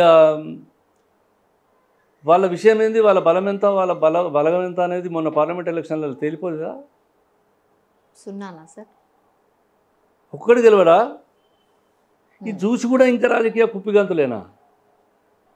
మీరు అంత కలిసి కొట్లాడితే మీరే ఓడిపోతారు. 8కి 8 ఓడిపోయి మొత్తం ఒక్క సీటు రాకుండా మొత్తం తెలంగాణలో మీ జాగంతా భారతీయ జనతా పార్టీ నిండిపోయింది. దిక్కు వ్యాక్యూమ్ అంతా బీజేపీ తీసుకుంటున్నట్టున్నది. అది ఆలోచన చేసే జ్ఞానం లేదు మీకు. ఇంకా మళ్ళీ మొన్ననే కదనమ్మా 1 ఇయర్ అయింది ఎలక్షన్లు అయ్యి. 1 ఇయర్ కింద జరిగినటువంటి ఎలక్షన్లలో మీరు 0. ఈ ప్రజలు మీరు పనికిరారని చెప్పి మిమ్మల్ని పక్కకు పెడితే అసలు నీ ముఖమే మంచిగా లేదు పో అంటే కొత్త చీర కట్టుకొస్తా అన్నట్టు, నీ పనికిరావు పో అంటే నేను చీర కట్టుకొస్తా అంటే మళ్ళీ అసలు కేసీఆర్ను వాళ్ళని అందరినీ పక్కకు పెడితే అలా బిడ్డొచ్చి నేనేదో చేస్తా అంటే ఇది ఎట్లయితుంది కాదు. అందుకొరకు పాపం ప్రతిపక్షాలుగా అధికార పక్షంగానే ఫెయిల్ అయిన వాళ్ళు ప్రతిపక్షంగా ఏం కారమ్మా ఎప్పుడు కూడా. నేను చెప్తున్నా, ఒకవేళ ప్రజలు ఓడిస్తారు కావచ్చు, అధికారంలో చేసినవి చెప్పుకోవడానికి ఉండేటువంటి భవిష్యత్తు ఉండాలి ఒక పార్టీకి. అది ఏ పార్టీ అయినా కానీ, అది భారతీయ జనతా పార్టీ కావచ్చు, కాంగ్రెస్ కావచ్చు, ఇవాళ ఎంజీఆర్ పార్టీ కావచ్చు, లేకపోతే అక్కడ బెంగాల్లో కావచ్చు, ఇంకో మీరు అనేక రాజకీయ పార్టీలను చూడండి. Yes, this is the history of my party, ఇవో మా పార్టీ చరిత్ర ఇది, ఇవో మా నాయకత్వం ఇది అని చెప్పుకోవడానికి ఆ పార్టీకి ఒక స్థిరమైనటువంటి విధానము లేకపోతే నాయకత్వమో ఏదో ఒకటి ఉండాలి. ఇది యాక్చువల్గా మొత్తం టోటల్గా ఫెయిల్ అయిపోయినారు వీళ్ళు ఇక్కడ. దీనికి ఉన్నదంతా ఒకటి. దీని బ్యాక్గ్రౌండ్ తెలంగాణ బొమ్మను పక్కకు జరిపితే మీ అడ్రస్ లేదు. కాబట్టి ఇక్కడ ప్రతిపక్షంగా కూడా వాళ్ళు అంత బాగా చేసి ఇప్పుడు కొంతమంది ఎమ్మెల్యేలు గెలిచిన వాళ్ళు కావచ్చు, ఓడిపోయిన వాళ్ళు కావచ్చు, అక్కడక్కడ మాట్లాడితే ఎవరు అడుగుతున్నారు వాళ్ళని? అడిగేటోళ్ళు ఎవరు, పోయేటోళ్ళు ఎవరు, పట్టించుకున్న వాళ్ళు ఎవరు? ప్రతిపక్షంగా కూడా వాళ్ళు సరిగా పనిచేస్తే మన కొత్త మంచి ఫలితాలు ఉంటుండే కావచ్చు. ప్రతిపక్ష నాయకుడు అనేవాడే బయటకు రాకపోతే ఇంకెక్కడి ప్రతిపక్షం? యుద్ధంలో సైన్యాధిపతి ఇంట్లో అన్నట్టు, యుద్ధంలో సైన్యాధిపతి ఇంట్లో వాడిని మీరు కొట్టాడిపోంటే ఎవడు కొట్టాడతాడు? ఎంతమంది అన్నా రావట్లేదు, ఏం చెప్పినా రావట్లేదు. మరి ఎందుకట్లా? ఏం చెప్పుకునేది లేక, అధికారం చెప్పుకోవడానికి ఏం లేక ప్రజలకు చేంజ్ చెప్పుకోవాలి. నేను ఇవాళ మాట్లాడుతున్నాను, నేను నిజంగా కూడా చెప్పద్దు కానీ మన వరంగల్ మీటింగ్లో నేను మొదటి నుంచి కొన్నదాకా నేను విన్నా, ఈ రాష్ట్రం విన్నాచ్చు, అందరు విన్నారచ్చు. ఏందని చెప్పింది? ఏందా 4 లక్షలు 3 లక్షలు 2 లక్షల మందిని జమ చేసి 1000 కోట్లు ఖర్చు పెట్టి ఏంది మీది ప్రజలకు ఇచ్చినటువంటి సందేశం తెలంగాణలో? ఏం చూసి మళ్ళీ నీ అని కురికి రావాలి అందరూ? ఏమైనా ఉన్నదా అసలు ఆ ఉపన్యాసంలో? ఏమైనా కసి కూడా లేదు. పస్ అయితే అసలే లేదు. 10 ఏళ్ళు ఉండగా నేను గిట్ల చేసిన, ఇవాళ వీళ్ళంతా నాశనం చేసిర్రు, ఇదిగో నేను వస్తే గిట్ల అవుతుంది, కొన్ని 4-5 ముచ్చట్లు చెప్పినారు, మీకు అది ఇస్తా అన్నది ఇది ఇస్తా అన్నది ఇచ్చిందా, ఇవ్వలేదు. ఎవడు ఏదైనా కూడా ఏదో మీకు ఇచ్చిందా అంటే ఇవ్వలేదు. ఎంత చేసినా చేయలేదంటాం. అవును, మా మా ముఖ్యమంత్రి గారే చెప్తా ఉన్నారు చాలా చక్కగా. అవునుగా, నేను ఈ ప్రభుత్వానికి వారసునిగా వచ్చిన, నేను ఒక దొంగకు వారసునిగా వచ్చిన, నేను నన్నే దొంగ అనుకుంటాను. చెప్పులు ఎత్తుకపోయే పరిస్థితి ఉన్నది నాయి, నేను పోయి అప్పడకపోతే నా చెప్పులు వీడు ఎత్తుకపోయి అని చెప్పి వాడు అప్పించుతాడు అనుకుంటాడు. ఎవరికి వారసునిగా నేను ఇక్కడికి వచ్చిన, ఒక దోపిడి దొంగకు వారసునిగా వచ్చిన, ఇవాళ నా దురదృష్టం ఇది అని ఆయన బాధపడేటువంటి పరిస్థితి. ఆయన చక్కగా ఉన్నట్టు చెప్పుకున్నాడు. ఇట్లా మాట్లాడతారా ముఖ్యమంత్రి అని అన్నోళ్ళు కూడా ఉన్నారు. పరిపాలన చేతగాక ఇవన్నీ చెప్తున్నారు, మీకు తెలియదా? మరి హామీలు ఇచ్చే కంటే ముందు తెలియదా? ఏదో అంటే ఏడాపెడా హామీలు ఇచ్చిండ్రు, ఇప్పుడేమో పైసలు లేవంటే ఎవరు ఊరుకుంటారు అనేది. నిజంగా తెలుసుకోకపోవడం మా పొరపాటే. నేను చెప్పగలుగుతా కాబట్టి చెప్పవలసిన అవసరం కూడా ఉన్నది. ఇవాళ తెలుసుకోలేక మాట్లాడడం అని అంటున్నారు. ఇవాళ అన్నీ అయిపోయాక మీరు గిన్ని రోజులకు మాట్లాడితే ఎట్లా అంటే, తెలుసుకోలేకపోవడం అంటే గింత దిక్కుమాలిన పరిపాలన ఉన్నదని చెప్పి మేము మా పార్టీ తెలుసుకోలే అన్నాడు. ఇవాళ తవ్వినా కొద్ది లోపలికి పోయింది. పార్టీ స్టేట్ అవే ఉన్న బాకీ వేరు. బహుశా మీకు ఎప్పుడైనా గమనించడో లేదో మీకు తెలియదు. ఇవాళ దిక్కుమాల కార్పొరేషన్లను తయారు చేసి వాటి పేరు మీద 100,000 కోట్ల రూపాయల అప్పులు తీసుకొస్తే అవి తెలియదు అన్నాడు. ఒక రాజకీయ పార్టీగా మేము అన్నాడు ఇది చేస్తామని చెప్పినాం. రాహుల్ గాంధీ గారు వచ్చి ఈ గ్యారంటీస్ ఇస్తున్నామని చెప్పారు. Yes, we will do it. కాకపోతే ఈ పార్టీ ఎంత అప్పున్నది? 3 లక్షల చిల్లర కోట్ల అప్పున్నది. ఈ కార్పొరేషన్ల అప్పులు, కింది మీది జీతాలు, భత్యాలు, టీఏలు, పెన్షన్లు, ఇవన్నీ ఎవరు లెక్కలు తీయలే. ఇవన్నీ తీసుకుంటూ పోయేటకల్లా ఒక 6 నెలల వరకల్లా ఈ మొత్తం లెక్కలు బయటకు వచ్చిన కొద్దీ బాకీలోడు ఇంటికి వచ్చేదాకా తెలియదు. ఇప్పుడు ఎవడైనా మనిషి చచ్చిపోతే, పెద్ద మనిషి ఇంట్లో, మనకి ఎన్ని బాకీలు ఉన్నాయని ఎట్లా తెలుస్తుంది? ఏమన్నా ఉంటే చెప్తే తెలుస్తుంది. చెప్పలేదు, మేము కూడా లేవు అనుకున్నాం. ఒకడు ఇదో నా కాగితం, ఇదో నా డాక్యుమెంటు, నా ప్రామిసర్ నోట్ అని వచ్చినా కొద్ది తెలిసింది. What is wrong? నేను ఇప్పుడు ఏమంటా, తెలుసుకోలేకపోవడం మా పొరపాటే. కానీ ఇప్పుడు ఇవాళ మేము అబద్ధాలు ఆడి మేము ఇప్పుడు చేయలేకపోయినాం, మేము వీక్ ఉన్నాం, మేము బలహీనపడ్డాం కాబట్టి మేము చేయమని మేము ఎక్కడ అనలే. మా ముఖ్యమంత్రి గారు ఎప్పుడన్నా అన్నారా?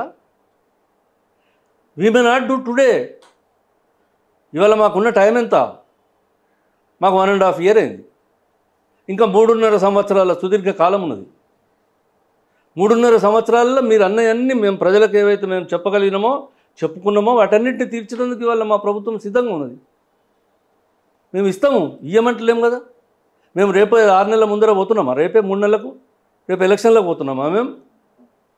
మేము ఎలక్షన్లకు పోయినాడు ఇవన్నీ కార్యక్రమాలు అడిగే పోతాం. మేము ఇవన్నీ ప్రజలు చేసి, ఈ కాంగ్రెస్ ప్రభుత్వం రేవంత్ రెడ్డి గారి నాయకత్వంలో రాహుల్ గాంధీ గారు చెప్పిన వాటితో పాటు ఈ గ్యారంటీస్ అన్నీ పూర్తి చేసిందో అన్నాడే మళ్ళీ అసెంబ్లీకో పార్లమెంటుకో పోతాం. మేము మళ్ళీ అప్పుల ద్వారానే కదా సార్. ఎందుకని కుల్లం ఇప్పుడైనా చెప్తలేరు? చెప్పింది కదా. నేను ఏమంటున్నా సార్, అసలు ఫ్రీ అనేదే అసలు ఇది వేస్ట్, అసలు రాష్ట్రాన్ని ముంచుతుంది. ఈ ఫ్రీ పాలసీస్ అనేది వేస్ట్ అని ఎవ్వరు కూడా చెప్పలేకపోతున్నారు. ఎందుకంటున్నా, మళ్ళీ మీరైనా సరే ఏంటికెళ్ళో దేవాలి కదా, మళ్ళీ మన నెత్తి మీదనే పడుతుంది కదా, ఇదెందుకు చెప్పలేకపోతున్నారు అంటున్నా. కరెక్ట్ అమ్మా. ఇప్పుడు చెప్పినందుకే రేవంత్ రెడ్డికి ఇట్లా అంటారా అంటుంటారా మీరు? ఇప్పుడు రేవంత్ రెడ్డి చెప్పిండు ఒక మీటింగ్లో, అర్ధగంట సేపు ఉపన్యాసంలో అప్పుల లెక్కనే చెప్పిండు, అప్పుల పురాణం చెప్పిండు. ఆయన నా పరిస్థితికి ఇది ఉన్నదని చెప్పిండు. పాపం ఎంత దయనీయమైనటువంటి పరిస్థితుల్లో అది చెప్పుకోవాల్సి వచ్చింది. మీరు దయచేసి అర్థం చెప్తే ఇప్పుడు మీరు అప్రిషియేట్ చేయాలి. ఒక నాయకుడు ఇంత మంచిగా చెప్పిండని. ఇంత బలహీనంగా ఉన్నా నేను అప్పుకు ఢిల్లీకి పోతే అప్పిచ్చినోడు నా చెప్పులు ఎత్తుకపోతాడేమో అని చెప్పి వాడిని చెప్పులు దాచుకుంటాడని చెప్పింది. ఇంతకంటే అవును సార్, సైమల్టేనియస్లీ మరి అందాల పోటీల కోసం ఎందుకు ఖర్చు పెట్టాలి అనేది కూడా మాట్లాడుతున్నారు. అంటే సార్ కంపారిజన్ చేస్తారు కదా, అందరు మాట్లాడిందే మిమ్మల్ని అడుగుతున్నా, మీ ఒపీనియన్ ఏంటి అని. అవసరమా అని. ఏమో అందాల పోటీలు అవసరమా కాదా? ఇది ఇప్పుడు అనేకమైన కార్యక్రమాలలో అదో కార్యక్రమం అంతే తప్ప కానీ ఓ అందాల పోటీ పెట్టినంత, అందాల పోటీకి ఇవాళ నిన్ననే అయింది అంకురార్పణ. అది ఎన్నటి నుంచో అనుకుంటే అందాల పోటీ ఇక్కడ పెట్టాలనే ఆలోచన వచ్చింది అంతే తప్ప కానీ సరే 50 కోట్లు అటైనాయో 100 కోట్లు ఇటైనాయో నాకు పెద్ద లెక్కలు తెలియదు. అందాల పోటీలకు నేను పోలేదు, పోయిన వాళ్ళు ఎవరో నాకు తెలియదు. దాంతో ఏం లాభం అవుతుందో ఏం లాభమో కాదు కానీ మా అందాల పోటీల వలన ఒకటి మాత్రం లాభమైంది ఏంటంటే, మొత్తం ప్రపంచవ్యాప్తంగా Telangana, Hyderabad Telangana everyday on the news in the world. ఈ 130 110 దేశాల అందాల భామలు ఎవరైతే వచ్చిందో వీళ్ళందరికీ సంబంధించిన టీవీలలో ఆయా దేశాలలో వీళ్ళ గురించి రోజు మాట్లాడి అరే there is Telangana, there is Hyderabad, ఇదట అదట అని చెప్పుకున్నది మాత్రం జరిగింది. దీనివల్ల పబ్లిసిటీ వచ్చిందని అనుకుంటున్నాను.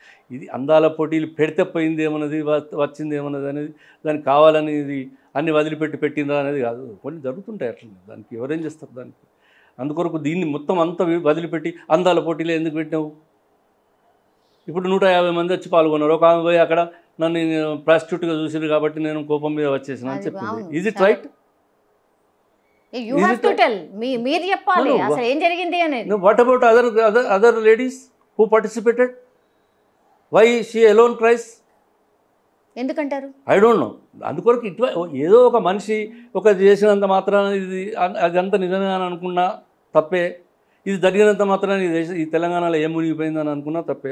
ఒక క్రికెట్ నడిపిస్తాం, ఒక పోటీ నడుస్తాం, సరే ఇక్కడ ఒక తెలంగాణలో ఒక డిపార్ట్మెంట్ ఉంటుంది, ఆ డిపార్ట్మెంట్ కొన్ని కార్యక్రమాలు ఉంటాయి, అది పెద్ద దీన్ని చర్చనీయాంశమే కాదు. ఇది అందాల పోటీలు ఎందుకు పెట్టి ఇట్లా నువ్వు ఎట్లా చేసినావు, గిన్ని బాకీలు ఉండగా అది ఇది అని అంటే అదంతా ఏదో ఒక కార్యక్రమం. It's not event to decide on the day it self. ఇవాళ పొద్దుకు మొదలుపెట్టి వాళ్ళందరినీ మొత్తం దేశాల నుంచి సీటు కొట్టి పిలిచిన వాళ్ళు కాదు కదా.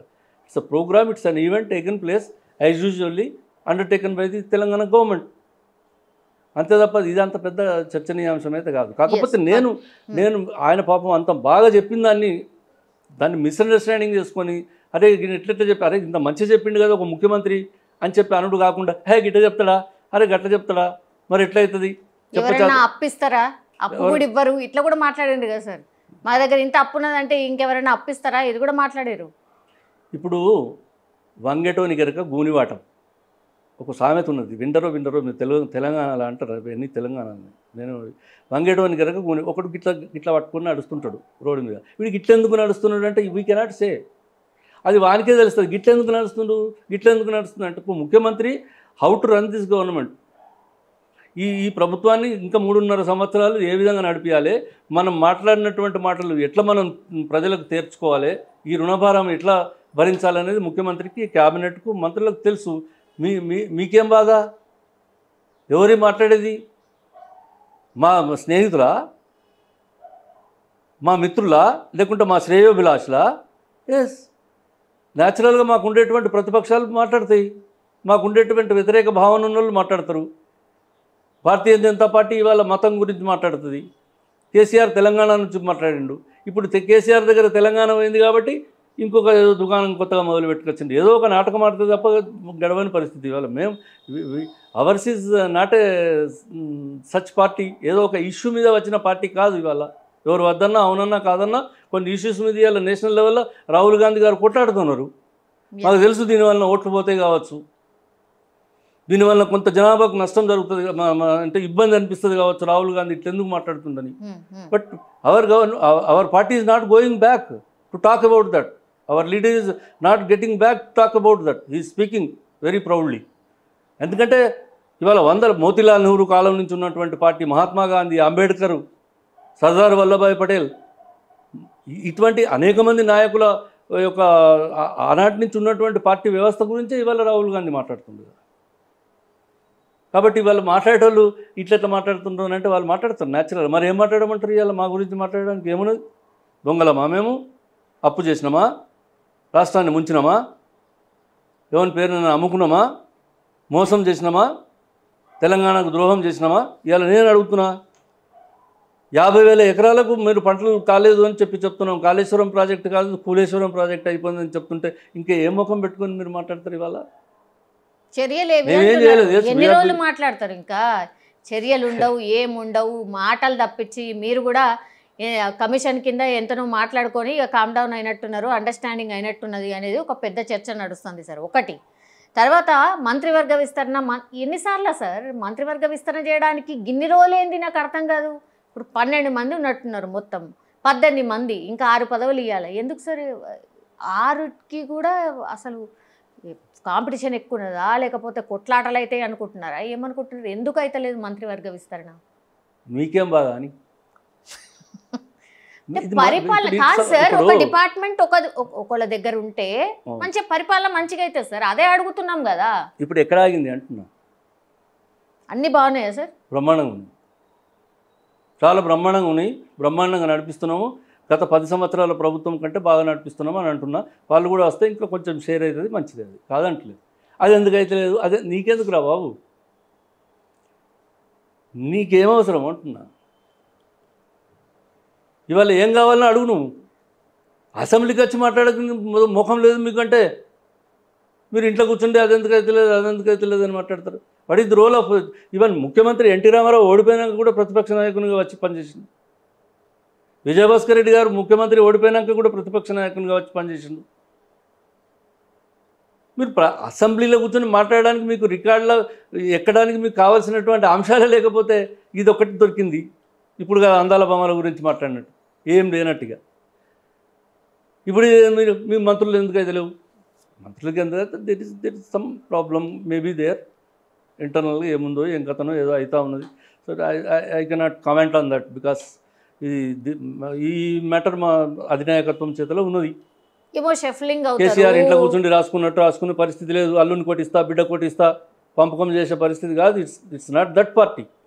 ఏమో షఫ్లింగ్ అవుతుంది మంత్రివర్గంలో కూడా, ఆ ఉన్నోళ్ళని ఊడవీకి కొత్తగా వస్తారు, ఇట్లాంటి చర్చ కూడా నడుస్తుంది సార్. ఇప్పుడు లేటెస్ట్గా ఏమొచ్చింది అని అంటే, అదే రాజగోపాల్కు కీలక పోస్ట్ రాబోతోంది, రాములమ్మకు హోంమంత్రి పోస్ట్ రాబోతోంది అనేది ఒక పెద్ద ఎత్తున చర్చ నడుస్తుంది. అంటే విజయశాంతికి హోంమంత్రి రాబోతోంది, అట్లాగే రాజగోపాల్ రెడ్డికి కూడా ఏదో ఒకటి పదవి రాబోతోంది అనేది చర్చ. వీళ్ళిద్దరి గురించి సంతోషం. నేనైతే చాలా హ్యాపీ అవుతా. ఎవరో ఒకరు అవుతారు, ఎవరైతే నా పరిధి కాదు, అది నేను చర్చించే అంశం కాదు. నేను చర్చిస్తే ఏం వచ్చేది లేదు. ఫ్రాంక్లీ స్పీకింగ్, నేను ఉత్తానే మాట్లాడి ఆయనకు రాదు ఈయనకు వస్తుంది అని చెప్పేంత అర్హత ఉన్న మనిషిని కూడా కాదు నేను దాని గురించి చెప్పా. కానీ ఇదంతా ఊహనే కదా, ఇవాళ మధ్యాహ్నం పడతలే కదా, నిన్నటి సాయంత్రమే కూడా కాదు. కాబట్టి ఇది ఏం జరుగుతుంది ఏం కథ చూద్దాం, ఏం జరుగుతుంది రేపు. విజయశాంతికి వస్తే తప్పేమున్నది, వస్తుండొచ్చు. రాజగోపాల్ రెడ్డి గారికి వస్తే వస్తుంది కావచ్చు. అందుకొరకు ఐఎమ్ నాట్ అపోజింగ్ టు, నేను ఎవరిని కాదనో ఎవరిని అవుననో చెప్పి వాళ్ళకి ఇప్పించడో లేకుంటే రాకుండా చేసేంత శక్తివంతుని నేను కాదు. నేనేమంటున్నా అంటే, కేసీఆర్ అంత దుర్మార్గంగా మంత్రి పదవులు ఇచ్చుకున్నాడు, జరగది. అసలు ఒక మహిళ మంత్రి పదవులు లేకుండానే ఎన్నేళ్ళు ఉన్నది ఈ రాష్ట్రంలో కేబినెట్? మహిళ మంత్రి లేక అసలు మొత్తం రెండోసారి ముఖ్యమంత్రి అయిన తర్వాత ఎన్నేళ్ళ క్యాబినెట్ వేసుకున్నాడు? ఎన్ని నెలలు? 6 నెలలకో 4 నెలలకో నా జ్ఞాపకం ఉన్నది. ఆఫ్టర్ 3-4 months సింగిల్ చీఫ్ మినిస్టరే ఉన్నాడు. ప్రమాణ స్వీకారం చేసినాక 3 నెలల దాకా మంత్రి మండలే లేదు.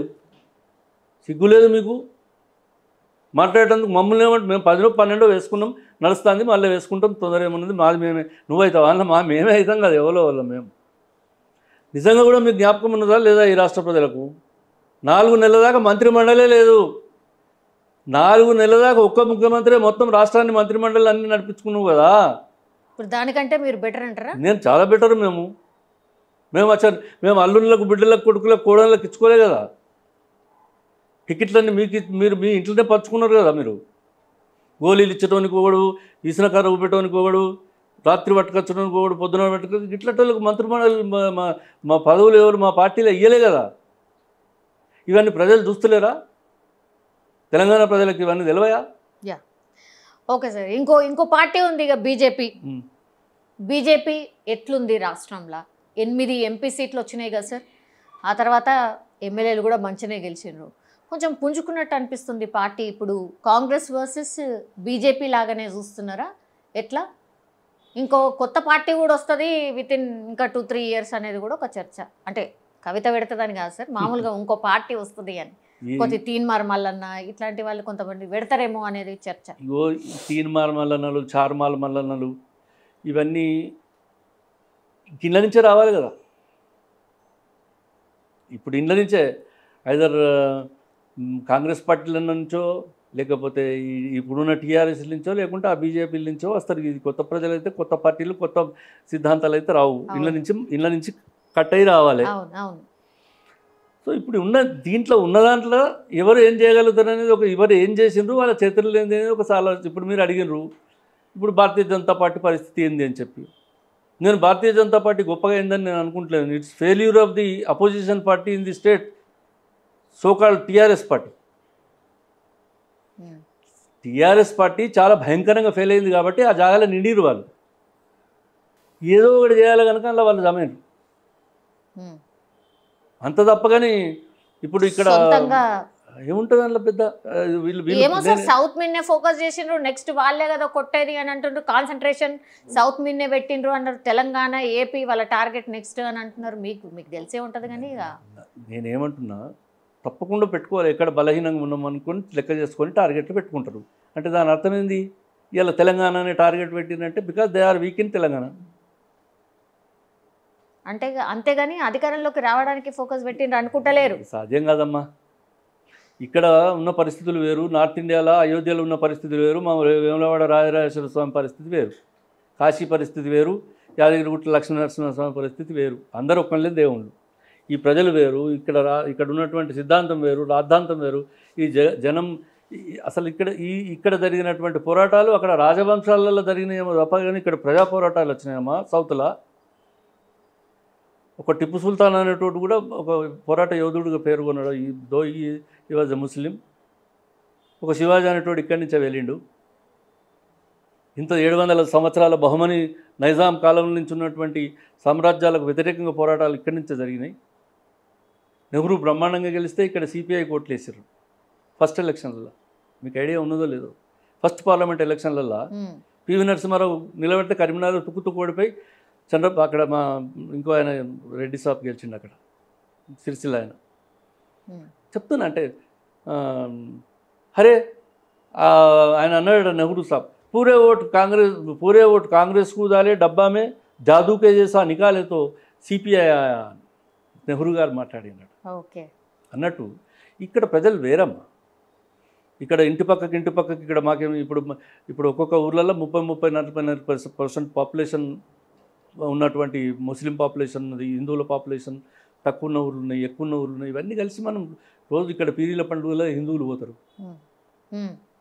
ఇక్కడ దసరాకు దీపావళికి మహమ్మదీయులు పాల్గొంటారు. ఇంత అక్కడ రెచ్చగొట్టినంత ఈజీగా హిందువులను లేకపోతే ప్రజలను ఇక్కడ రెచ్చగొట్టే పరిస్థితి ఇక్కడ ఉండదమ్మా. నేను చెప్తా ఉన్నా. నేను పొద్దునట్లేస్తే నేను ఒక బ్రాహ్మణుని, నేను దేవుని గుడికి పోతా, పూజలు చేస్తా, పునస్కారాలు చేస్తా, అన్నీ చేస్తా. అయినంత మాత్రం నేను బొట్టు పెట్టుకుంటా కనుక నేను బీజేపీయా? ఇట్లా నా వాళ్ళు బొట్టు పెట్టుకుంటే కోట్ల మంది ఉన్నారు. So you cannot understand them. నా పక్కపొంటి అబ్దుల్లా ఉంటాడు, నా పక్కపొంటి మహమ్మద్ హుస్సేన్ ఉంటాడు.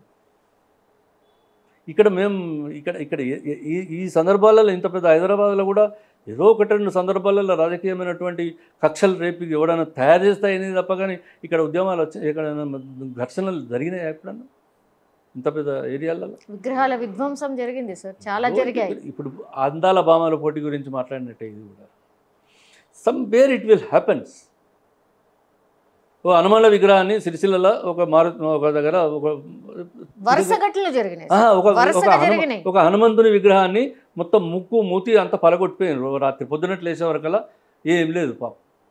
అక్కడికి ఆయన మెజిస్ట్రేట్ రోజు దండం పెట్టడానికి వస్తాడు నడిచి. సిరిసిల్ల నేను చెప్తాను, ఒక 20 ఏళ్ళ కింద ఎంక్వైరీ చేసిండు. ఏంటంటే పిచ్చోడు పలగొట్టిపోయిండు ఒకడు, వాడిని పట్టుకుపోయిండు. ఏం చేయాలి వాడిని ఎందుకు పలగొట్టిండు, వానికి తెలియదు, అది తెలియదు. తెలంగాణలో ఎవరైతారు ఎవరు గారు అనేది భారతీయ జనతా పార్టీలో ఎవరైతారు ఎవరు గారు మాకు అవసరం లేను. ఇంట్లో బూరలు ఉంటుంది, గారెలు ఉంటుంది, మాకు అక్కర్లేదు. పొద్దున్నేసి నుంచి మీరు వాళ్ళ గురించి మాట్లాడాలి, ఫైట్ చేయాలి కదా. ఎవరైనా చేస్తాం. ఎవరుంటే గట్టిగా ఫైట్ చేస్తారంటారు. ఎవరైనా అంతే. అందులో ఉన్నది లేదు, అందులో ఎవరైనా మాకు వచ్చే ఫరక్ లేదు. నేనేం చెప్పిన ఇంతకుముందు, నేను సైద్ధాంతికమైనటువంటి పాలిటిక్స్ చెప్పిన. నేను వాడు వీకు వీడి హార్డ్, ఇప్పుడు రేవంత్ రెడ్డి గారు బలవంతుడు, లేకుంటే పలానా కిషన్ రెడ్డి గారు వీకు అని ఆ రాజకీయాలు నేను చెప్తలేను. నేను సౌత్లో నార్త్లో ఉన్నటువంటి డిఫరెన్స్ చెప్పిన. ఇవాళ అక్కడెక్కడో ఏదో జరుగుతుంది కాబట్టి మన దగ్గర అయితే అని అనుకున్నాడు భ్రమ. అక్కడ ఉన్నటువంటి రాజకీయ పరిస్థితులు వేరు, అక్కడ ఉన్నటువంటి సామాజిక పరిస్థితులు వేరు. మన సౌత్ ఇండియాలో అటువంటి పరిస్థితులు ఉండయి అని నేను అంటున్నా. అట్లా ఉత్తగా మతాన్ని రెచ్చగొట్టి మాత్రమే ఓట్లు సంపాదించుకుంటాం అనేటువంటి పరిస్థితి ఇక్కడ ఉండదు. కాబట్టి ఇప్పుడు మీరు అడిగిన దానికి నేను ఎందుకు జవాబు చెప్పిన, ఇది వాళ్ళు 8 గెలిచారు కాబట్టి ఇక్కడ ఎంత బ్రహ్మాండమైనటువంటి బలం పెరిగిపోయిందని. I'm not talking that. Okay, they got 8 seats. But ఇది టీఆర్ఎస్ ప్రభుత్వం యొక్క విపరీతమైనటువంటి బలహీనత యొక్క ప్రభావం అది అంటున్నాను. టీఆర్ఎస్ బాగా బలహీనపడ్డదాని ఫలితంగా ఆ గ్యాప్లో వాళ్ళు వచ్చింది, అంతే తప్ప అది అంతకంటే మించి కాదు అంటున్నాను. స్వతహాగా బీజేపీని గెలిపియాలి అని ఓటేసింది కాదు, ఇప్పుడు వీళ్ళ ఫెయిల్యూర్, వ్యతిరేకత ఉంది కాబట్టి ఇంకా ఆల్టర్నేట్ చూసిండ్రు కాబట్టి బీజేపీ వచ్చింది, అంతేనా? అంతే. నేను అదే అంటున్నాను, లేకపోతే అక్కడ అవకాశం లేదు, అది అయ్యేది కూడా కాదు అది. ఇప్పుడు వీళ్ళకున్న పరిస్థితులలో వీళ్ళు ఒకవేళ నిన్న ఇయ్యాల మళ్ళీ ఏదైనా కూడగట్టుకొని ఇవన్నీ నాటకాలు చేసి డ్రామాలు చేసి ఏమైనా చేస్తే వాళ్ళు కొంత, మాకుండే బలం మాకున్నది, వీళ్ళు ఇద్దరు కలిస్తే ప్రతిపక్షం అయితే కొంచెం అటు అవుతుంది కావచ్చు, కొంచెం ఇటు అవుతుంది కావచ్చు, కానీ it makes no difference. Congress పార్టీకి ఉన్నటువంటి ఇబ్బంది లేదు. తర్వాత ఇవాళ నేను 100% చెప్తున్నామ్మా, ఇదేదో రేవంత్ రెడ్డి గారు చెప్పి వాగ్దానాలు నిలుపుకోలేదనేటువంటి పేరు కాంగ్రెస్ పార్టీకి రానియరమ్మ మా పార్టీ హైకమాండ్. ఇది రాహుల్ గాంధీ గ్యారంటీస్. ఇవాళ ఏమి ఇంత పొరపాటు అయినా కూడా ఢిల్లీ నుంచి రాహుల్ గాంధీ వచ్చి చెప్పి ఏమైంది అనేటువంటి ప్రమాదం అవుతుంది. కాబట్టి ఏది ఏమైనా కూడా తప్పకుండా 6 గ్యారంటీలు ఏవైతే మేము ఇవ్వడం జరిగిందో, ఆయన మా అధ్యక్షులు ఇవ్వడం జరిగిందో, మా నాయకుడు ఇవ్వడం జరిగిందో, అదే కాకుండా ఇక్కడ 400 చెప్పినామా 300 చెప్పినామా అన్నీ కూడా. ఇప్పుడు బ్యాడ్లకి ఏంటంటే ఇక్కడ ఏదో కొంచెం ఎంత చేసి కొంచెం చేయకపోతే కూడా చేయందే ఎక్కువవుతుంది. అవును, ఇప్పుడు 80% రుణమాఫీ జరిగి 20% ఎక్కడో ఆగిపోయింది. దానికి రుణమాఫీ కాలేదు. ఇవాళ సన్నబియ్యం బ్రహ్మాండంగా అందరూ పండుగలలో చేసుకొని తింటారు. మీరు చూడండి ఇవాళ వాతావరణం గ్రామాలల్లో సన్నబియ్యం గురించి ఎంత బ్రహ్మాండమైనటువంటి పండుగలు జరిగినాయి చూడండి. మీరు మేము ఎన్నడూ సన్నబియ్యం తినడం, ఒకవేళ సన్నబియ్యం ఉంటే కూడా పొరపాటున అవి అమ్ముకొని దొడ్డు బియ్యం తెచ్చుకొని తిన్నవాళ్ళం. ఫస్ట్ టైం మేము ఇవాళ సన్నబియ్యం తింటున్నామని. అచ్చా సన్నబియ్యం అమ్మితే కొనేటోడు కూడా రెడీగా తప్పకుండా తినాలి. ఇంతకుముందు ఆ పరిస్థితి లేకుండా. ఇది ప్రభుత్వం యొక్క విజయం కాదా? ఇది ప్రభుత్వం చేసినటువంటి గొప్ప కార్యక్రమం కాదా? ఇవాళ పేదవాళ్ళు, అవును పేదవాళ్ళు, నువ్వు కూడా అన్నావు, ఆయన కేసీఆర్ అన్నాడు నా మనమడు నీ మనమడు ఒక్కటే పడలేదు చదువుకుంటాడని. ఏవి నీ మనమడు ఎక్కడన్నాడు? ఇవాళ పేదవాని మనమడు ఎక్కడన్నాడు? KG to PG అన్నారు. ఎక్కడన్నా కేజీలు ఎక్కడ, పీజీలు ఎక్కడ? అచ్చా ఇవాళ నిన్న మొన్న ఏదో లెక్కలు చెప్పారు. ఇవాళ కూడా మా ఉత్తమ్ కుమార్ రెడ్డి గారు మంచి లెక్క చెప్పారు. ఇప్పుడు 168,000-67,000 టన్నుల వడ్లు ఈ సీజన్లో వచ్చినాయి. అంటే మొన్నటిదే రికార్డు. అంతకుముందు రాష్ట్రంలో పండిన పంట కంటే మొన్నటి పంటనే రికార్డ్ అయితే అంతకంటే ఎక్కువ పంట పండింది. అంటే ఇప్పుడు మేము అభివృద్ధి అయినట్ట లేకుంటే దిగిపోయినట్ట? మేము పంట ఎక్కువ పెరిగిందంటే దానికి కారణం ఏంది? అంటే మీ ప్రభుత్వాలలో ఉన్నదానికంటే పంట ఎక్కువ పెరిగిందంటే వాళ్ళేం చెప్తున్నారు? మేము బాగా నీళ్ళు తెచ్చినామని. బాబు మీరు తెచ్చిన నీళ్ళు అసలు కాళేశ్వరం ప్రాజెక్టు నీళ్ళు అసలు ఏ పొలానికి రాలేదు, ఎవరికి రాలేదు. అదంతా ఉత్త భ్రమ, అబద్ధాలు, పైసలు, స్విండలింగ్ ఆఫ్ ది మనీ. ఎత్తిపోతల పథకం కాళేశ్వరం నీళ్ళది కాదు, కాళేశ్వరం ఎత్తిపోతల డబ్బు. Kaleshwaram project to Krishnareddy to TRS people. ఇగో ఇది ఎత్తిపోతలు డబ్బు, ఇది జరిగింది అంతే. అదే ఆ డబ్బే తెలంగాణ ప్రజలకు మళ్ళీ రిటర్న్ రావాలి అని చూస్తున్నారు. మరి అది తీసుకొస్తారా, ఏం చేస్తారు? ఇప్పుడు ఇది అంత కవిత, మొన్న మీటింగు, ఇవన్నీ ఎక్కడి ఆ డబ్బులేనా? ఇప్పుడు రేపు నీ పని వస్తాయి. ఇప్పుడు ఇవంతా ఈ అంగడంగడి హడావిడి అంటే నేనేమన్నా ఇవన్నీ వీళ్ళు చేస్తేనే ప్రజలకు కొంచెం లాభం అవుతుందని చెప్తున్నా కదనమ్మా. 4 పైసలన్నీ వస్తాయి. లేకపోతే వీళ్ళ చరిష్మాకి మందేస్తారా? 100 కోట్ల రూపాయలు ఆర్టీసీ కట్టిరు మొన్న, తెలుసా మీకు? వినరా మీరు? అవును సార్. మాదేమైంది ఆర్టీసీకి పైసలు వచ్చినాయి, మా పొన్న ప్రభాకర్ గారు చెప్పారు కదా. మాదేమైంది, మేమేందుకు ఇవ్వమంటాం బస్సులు?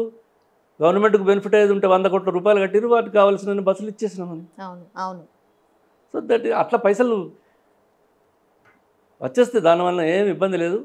మేము ఎక్కడ కూడా ఫెయిల్ కాము అంతే. Yes sir, thank you sir, thank you so much. చాలా విషయాల గురించి చాలా వివరణాత్మకంగా చెప్పారు. అట్లాగే విశ్లేషణ కూడా చాలా బాగుంది. నాకు తెలిసి ఇంటర్వ్యూ ఇచ్చిన వాళ్ళకి కూడా చాలా విషయాల గురించి ఒక క్లియర్ కట్ ఒపీనియన్ కూడా వచ్చి ఉంటుంది. Thank you sir, thank you so much. నమస్తే. నిజంగా ప్రస్తుతం ఉన్నటువంటి సమాజం దేనికి ప్రయారిటీ ఇస్తుంది? ఆర్థిక సంబంధాల చుట్టూ మాత్రమే తిరుగుతుంది. మళ్ళీ ఎన్నికలంగానే చాలా విరక్తి కలుగుతాం. మంచి అనిపిస్తుంది కదా, లేడీస్ కూడా ఛాలెంజింగ్ జాబ్స్ చేసినప్పుడు చాలా బాగుంటది. ట్రాఫిక్ అసిస్టెంట్స్ గా నియమించిన ట్రాన్స్జెండర్స్ అందరితో సాల్యూట్ చేయించుకుంటున్నారు. ఫుడ్ డెలివరీ ఇవ్వటానికి వెళ్ళినటువంటి డెలివరీ బాయ్ అనిల్ పై కళ్ళ ముందు